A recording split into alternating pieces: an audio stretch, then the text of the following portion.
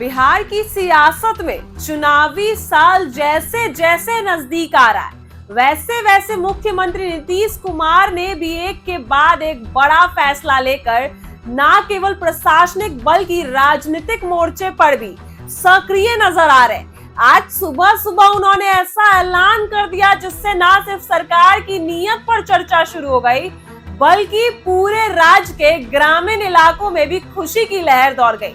मुख्यमंत्री नीतीश कुमार ने अपने आधिकारिक ट्विटर से माध्यम से घोषणा की, देखिए यार आपकी स्क्रीन पर, अब से राज्य की आशा और ममता कार्यकर्ताओं के मानदेय में भारी बढ़ोतरी की जाएगी। आशा कार्यकर्ताओं को अब पहले की 1000 के बदले 3000 प्रति माह की प्रोत्साहन राशि मिलेगी। वहीं ममता कार्यकर्ताओं को 300 की जगह 600 की राशि प्रदान की जाएगी।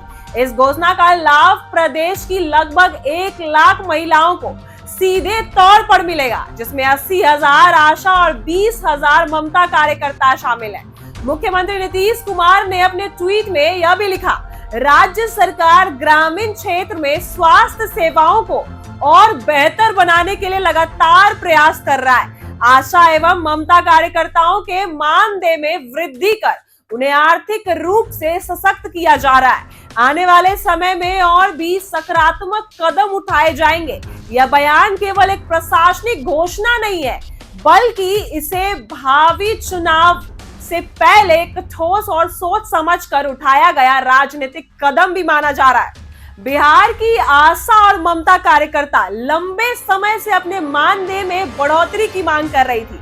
कई बार उन्होंने अपने मांगों को लेकर धरना प्रदर्शन भी किया, लेकिन अब तक केवल आश्वासन ही मिलता रहा। ऐसे में सरकार की यह घोषणा उनके लिए उम्मीद से कई बढ़कर है। ये महिलाएं राज्य के दूर दराज गांवों में सरकारी स्वास्थ्य सेवाओं की सबसे मजबूत कड़ी मानी जाती है। गर्भवती महिलाओं की देखरेख, प्रसव पूर्व और प्रस्तोत्वर सेवाएं, नवजात शिशुओं की निगरानी, टीकाकरण, पोषण अभियान, बुखार, डायरिया जैसे समान बीमारियों की पहचान और सलाह जैसे सेवाएं ये महिला बेहद कम मानदेय में करती थी। ऐसे में जब इनके मेहनत के बदले राशि को 3 गुना तक बढ़ाया गया, तो यह केवल आर्थिक सहायता नहीं, बल्कि उनके योगदान को एक तरह की सरकारी मान्यता भी दी जा रही है। ऐसे में नीतीश कुमार का यह ऐलान बड़ा खुशी का लहर है। वहीं दूसरी ओर विपक्ष ने इस फैसले को लेकर सरकार पर निशाना साधा। आरजेडी और कांग्रेस जैसे विपक्षी दलों का कहना है यह कदम चुनावी फायदा उठाने के लिए उठाया गया है।